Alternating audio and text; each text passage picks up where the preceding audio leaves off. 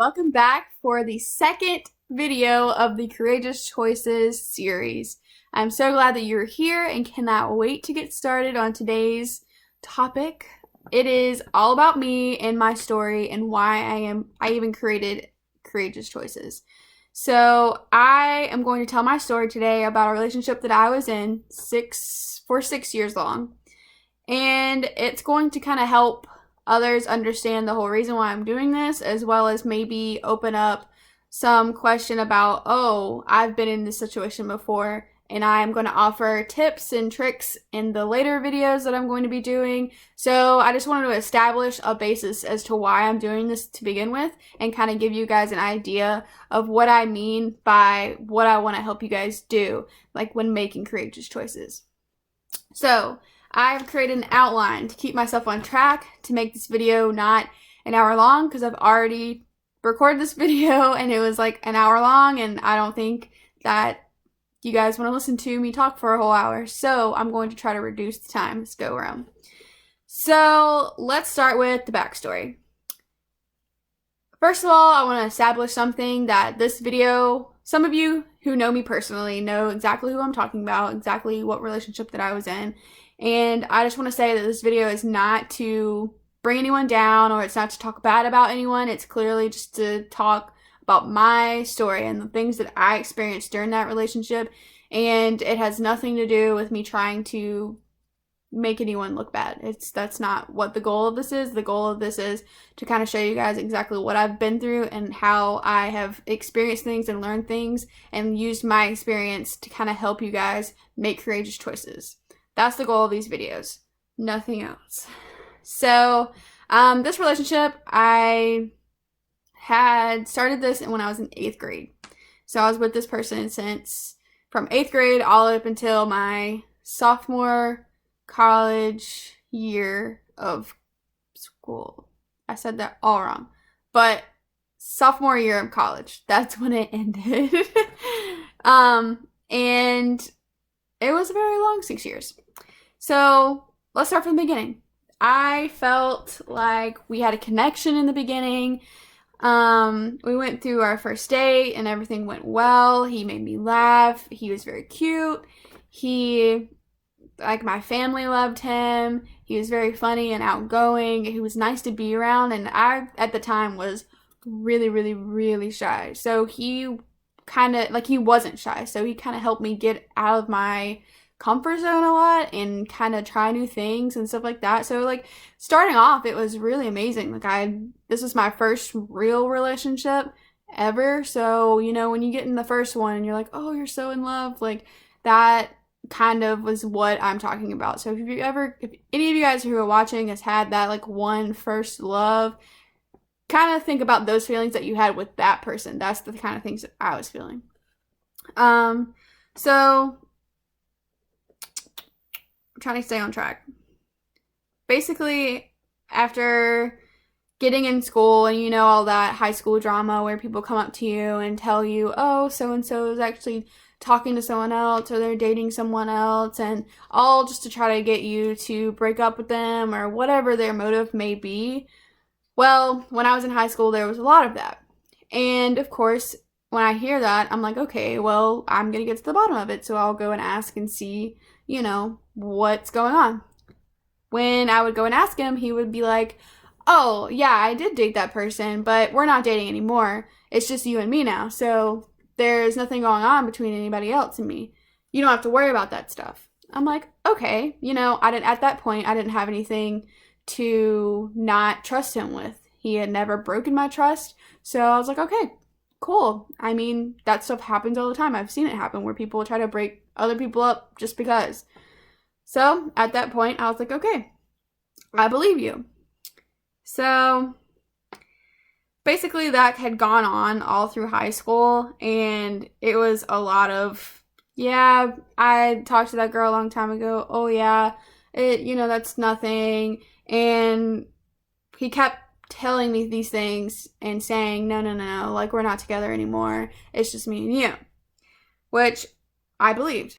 So as the relationship continued, we spent a lot of time together, and my feelings grew more and more and more because we spent so much time together, and we had such a great time every time we were together. So things just kind of kept progressing in the right direction, so I thought. But then came something very life-changing. There was an incident that happened that put him in the hospital. And this incident I'm not going to say because I feel like that would kind of release some of his identity, and I don't want to have that happen or anything like that. So basically what happened, he ended up ending in a medicated coma where he can't talk to you. Like, he's sedated, where he's like nothing. He's just there. So I went to the hospital to go and see him. Obviously, he can't talk to me, but at least I went and visited. And, you know, like, at that time, like, we were together, and, like, that's my boyfriend. He's basically like, half dead, just laying there, you know?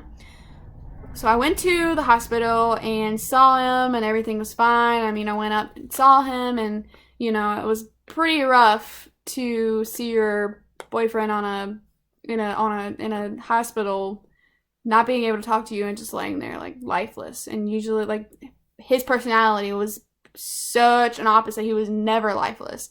So it was pretty hard to see that happen. But my mom had taken me at that point because I don't believe I could drive at that point. And after she dropped us off, she went and ran some errands. So after getting done seeing him and went back down, I was waiting on my mom, and in the midst of everything, sitting there waiting and talking to his cousins and everything like that, I ended up finding out that the girl that everyone had been talking about all this time in high school, and people who had come up to me and said, oh, he has a girlfriend, I ended up meeting that girl in the hospital while he was upstairs in a coma. Yeah, it was pretty insane. I didn't know what to think at that point because, you know, I had thought he was telling the truth the whole time because I had never experienced him lying to me before because there was nothing to really lie about, so I thought.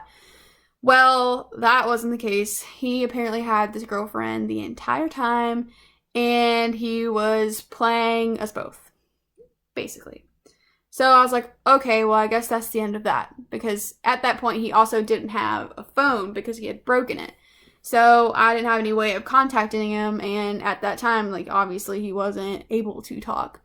But I don't even remember how long it was afterwards, but he ended up messaging me off his mom's phone. He was apologizing, you know, saying that he found out what happened and all of this good stuff. And, you know, at that point I'm like, well, I don't know if I should be mad at this kid or if I should be supportive, because I mean, he just almost died and he was in a coma for however long. Like, do I get angry and, you know, be mad, or do I just be like, okay, I mean, it is what it is. Yeah, so I went with I'll be supportive, it is what it is. And that ended up leading me going back into the relationship and continuing it, because he said, oh, you know, I got rid of so-and-so and so-and-so, and it's just me and you now. So it was really hard to really navigate that situation because you couldn't really, personally for me, like, I didn't want to be mean to him or anything of that sort, because, you know, it's like those things, that's what happens sometimes. Like, you could be with one person one day and the next they're gone. So at that point in time in my life, I was like, that's all I could think about. So I was trying to, like, you know, just kind of let that kind of thing slide, which I never should have let it slide, but I did because of the circumstances. So anyways, it ended up continuing instead of ending right there. So at this point, I'm completely in love with him because, you know, we've been through all of these things, and, you know, after the accident, he changed, but I think he was just still in his shock phase almost, like, oh, I need to, you know, mend relationships and things like that. So everything was kind of going well, and, you know, things got a little bit better. School was rough because we were supposed to be in classes together, and it was pretty upsetting that he couldn't be there because I was very excited for it, obviously. But anyways, we continued to continue our relationship, and things started becoming an issue at that point. Not necessarily because things were bad per se, it was because I was getting to the point where I was becoming dependent on him to be happy. And that isn't, you should never be that dependent on someone that you can't be your own person. And that's what I was at that point. I would do anything and everything for him. I would buy him gifts and do all of these things. Anything he asked for, I would go and get. It was like one of those, here, I'm just going to give you everything you want and you don't have to give me anything in return, which he never did, actually. So that's when things kind of sort of started taking a turn, because I think he then thought, oh, well, she's doing everything for me, then why do I have to do, like, I don't have to do anything for her to do anything for me, so I'm just gonna kind of keep this up. So then things started to get a little crazy, because he was a very jealous person, I guess you could say. I don't even know if that's what it's called, but he began to tell me that I wasn't allowed to hang out with friends. Like, this was kind of over, there's a lot of different stories that go into this whole grand scheme of things, but to narrow it down and kind of keep it concise, I'm just going to kind of jump right into the things that I experienced during that relationship. Not necessarily that was like right after his accident. It was like over the 5-year, 6-year span of this time, like things started to get to this point. So these are the things that he ended up doing or saying, and that's kind of like what led into all the unhealthy parts of this relationship. So I wasn't allowed to talk to any guys. I had a really great guy friend in high school. If you're watching, you know who you are, and a really good girlfriend. Those were my 2 people in high school that were my best friends. But he slowly drove me away from those people because I always had to go spend time with him. It was always about him. And like, honestly, at the time, that's all I wanted to do was spend time with him because, you know, I was now dependent on him to be happy and to have fun. So they kind of slowly drove me away from my friends, but then the times that I really did want to go hang out with them, he wouldn't allow me to because I wasn't allowed to go hang out with the guy because apparently I would leave him for my friend. It's crazy when they think that you're going to just go out and go get with this person just because you want to go hang out with them one day. Like, it's crazy. Well, anyway, so along with that, he slowly started keeping me away from family. I don't really know. I still can't say if that was really intentional, but I just know when I did want to go see my family, it would be, oh, well, don't take too long. Like, you need to come back soon. So I would go and I would, be spending time with my family, and like an hour or 2 later, they'll be like, hey, when you coming home? Like, you're coming home now? Like, you've been there for a while. You can come home now. And I'm like, dude, like, I haven't even seen them. So what do you mean? But yeah, so he slowly kind of kept me away from them. And even if we did come over and visit, it would always be like 45 to an hour later. And he's like, okay, let's go now. Let's go. So that was pretty frustrating, especially in high school, not being able to like really spend time with your family.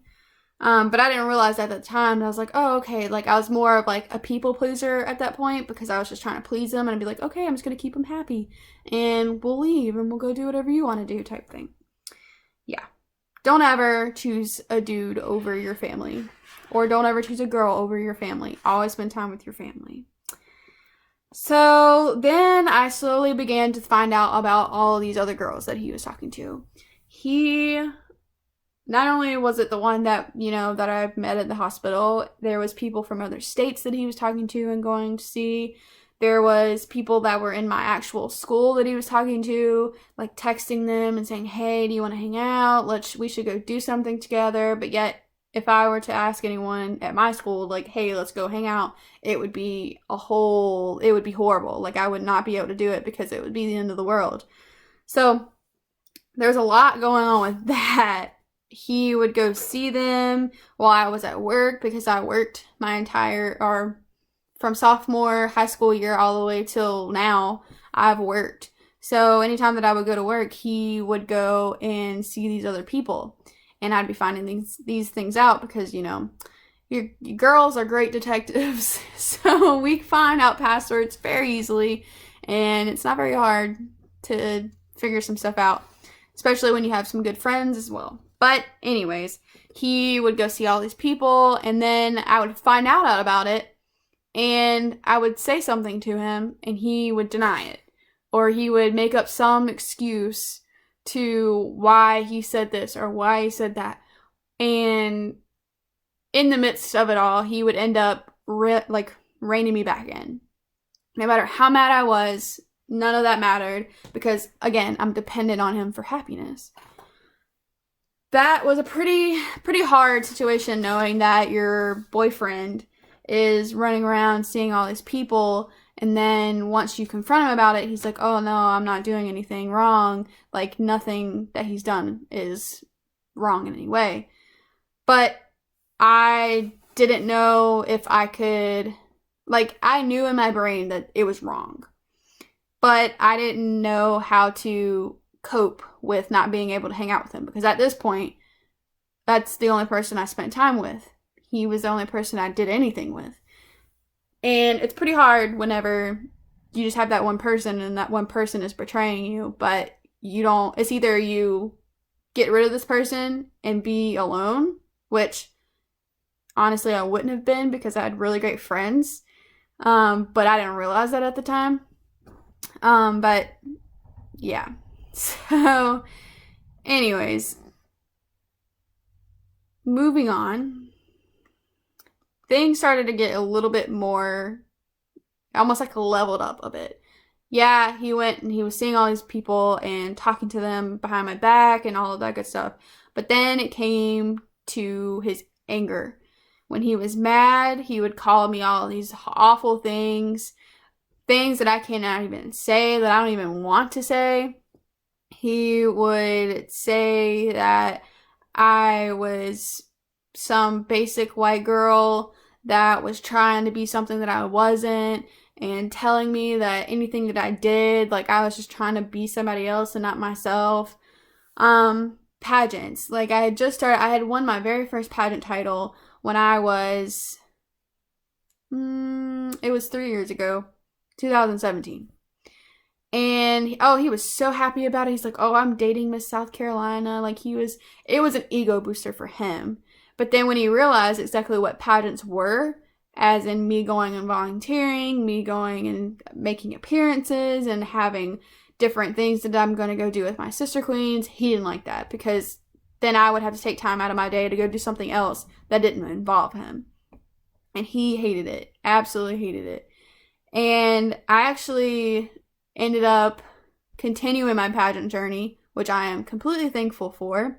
And I'll get to a little bit about that a little bit later. That kind of sums it all up. But anyways. So into the college years, this was a very rough time for me because, again, I'm dependent, and I ended up coming home every weekend. Not only because I wanted to come home, but because he was saying, you need to come home, you need to come see me, and I would drive 2.5 hours every weekend to come home to see him.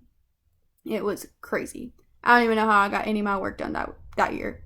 I ended up doing great, but I don't know how I did that. So when I was at college, though, it was really hard because he wasn't with me all the time. We lived 15 or so minutes away, where I live now. But at school is 2.5 hours away, so he doesn't know where I'm at 24/7. He doesn't know who I'm talking to, none of that. And he did not like that because he didn't have complete control of where I was and what I was doing. So I would get millions and millions of calls every day. Where are you at? What are you doing? What are you wearing? I had to take pictures of what I was wearing every day to send to him. That way he knew I wasn't hoeing around. He would not allow me to wear shorts. And if I did wear shorts, they had to be a certain length. I couldn't roll up the Sophie shorts. I don't know if you guys know what I'm talking about, but I'm going to explain it anyway. If you have them not rolled down, rolled up, they kind of they're baggy, they don't fit correctly. So I always roll them up once and then they fit correctly. But he thought that was me trying to show everything I had off to the people at college, When really, when I was in college, I was going to class every day, then going back home and doing it all over again. I'm not the type of person that goes out, and I don't party, and I don't drink, never have. And he just thought I was doing all of these things. Like, you've been with me for 5 years now at this point. You obviously know I don't drink. Why would you think all of a sudden that I am now? It was just totally insane. I just don't even know what goes through your brain when I clearly have shown that I don't do these things. Why would I all of a sudden start doing them?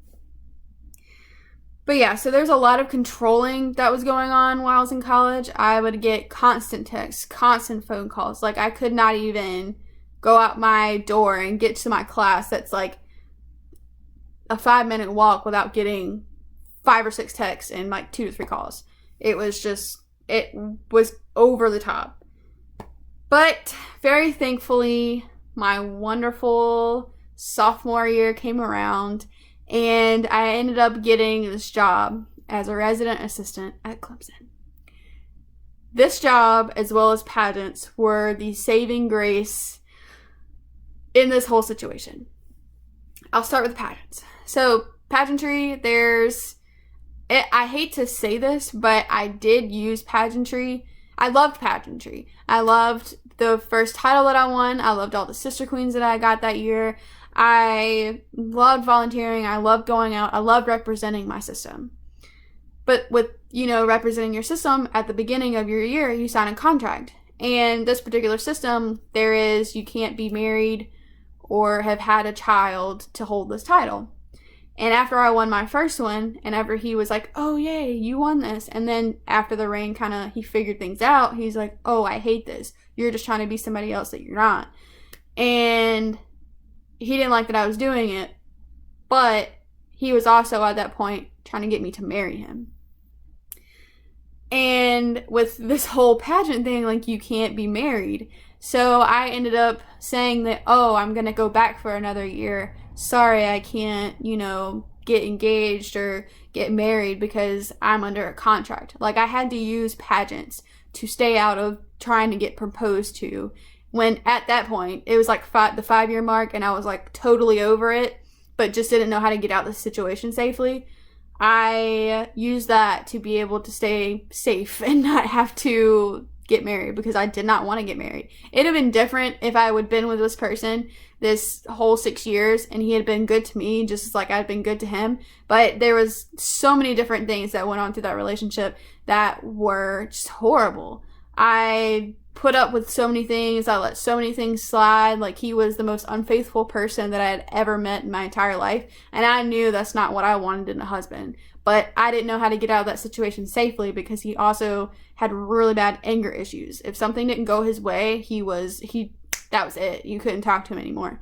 It was horrible. It was even to the point where his family was just they didn't want to deal with him, because they knew that if they made him mad, it would be at the end of the world. So it was just so hard to navigate the situation, because what do? Do you make him mad and, fear getting hurt? I didn't want to do that. So I used pageants to be able to get through that. But I'm still with him today. It's not like I use them just to say, hey, I'm just doing this to stay non-married. No, I really enjoy pageants, and I still do it today. If you follow me, obviously you know that. Basically all my posts is all about it. Community service, representing the system is the best thing ever. So off topic, but if you ever want to do a pageant, please talk to me, because it's great. You will love it. Anyways, back to the RA group. This is kind of the closing, or the ending chapter of the story. I ended up getting the job, as I said before, and he hated that, of course, because I would be with people, we had a staff of 24 people, and you had to take care of residents, basically. You had to keep up with them, you had to help their transition to Clemson, depending on where you were. Whether it be the upperclassmen, you were just kind of help facilitate where they're going in life, or whatever it may be. You have residents that you have to check on and you have to talk to. And about 90% of my residents that year were all male. And you already know that's a problem. He, it was so hard to do anything with my job because he would be calling me constantly. There's something called roommate agreements where you have to go in and you have to sit with the 2 roommates and do a roommate agreement. I had a bunch of guys that I had to go and talk to and like figure out their paperwork for the roommate agreement. Anytime that I would go in there, I would have to tell him exactly who I was going. I didn't have to tell him. I didn't tell him who I was going to because that was a violation of my job. I was just saying I have 2 residents I have to go speak to, and this is where I'm going to be for the next however long. In the middle of it, he's like, okay, are you done now? Are you done? Like, you should be done by now. This is taking too long. Like, why are you here? Why are you still there? And I'm like, dude, I can't even do my job. So it was a pretty rough first semester as an RA because I always had someone constantly trying to tell me that I couldn't talk to my residents and telling me, basically trying to control everything that I did. And it was very hard. But I had the most amazing group of people that I was working with. They are the reason why I gained the courage to be able to make the choice to get out of the situation. If I had never gotten that job, I honestly don't know if I ever would have found the courage to be able to get out of that situation. I'm sure I would have eventually because by that point, like I was so, like I had zero feelings for him anymore because of all the things that I had to go through our entire relationship. I was just so done, but I just didn't know how to get out of it. But everyone, all the 24 people, they were there. They stood behind me. They were like, you need to make the decision of what you want to do. They didn't push me one direction or the other.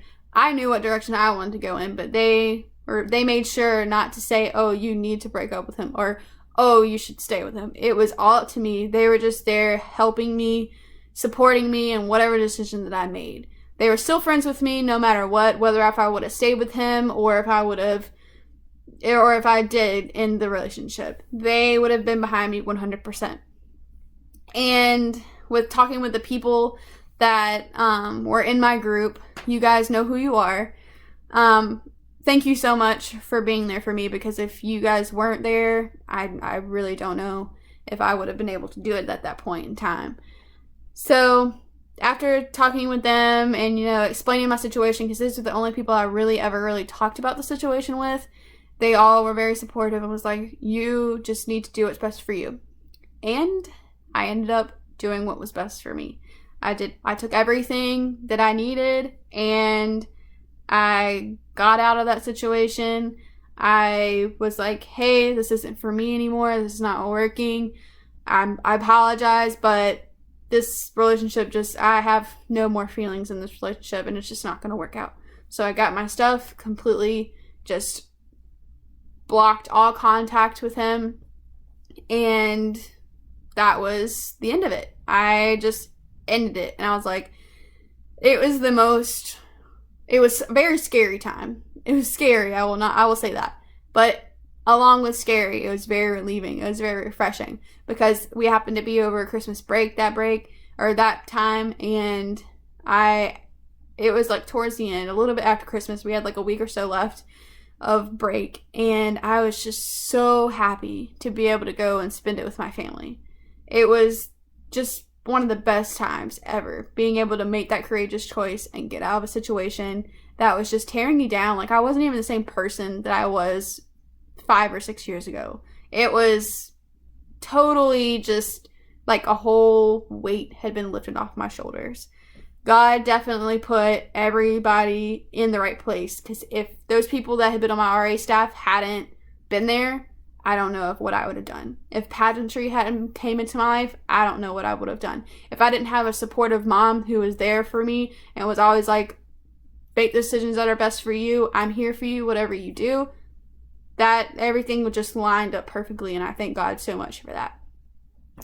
So, with that being said, that is the story of why I have made courageous choices, why I'm making this YouTube series. From here on out, it will be videos about warning signs for unhealthy or abusive relationships. I'll also be talking about healthy relationships. I'll be doing some interviews with some people soon on their relationships and how they build trust or whatever it may be.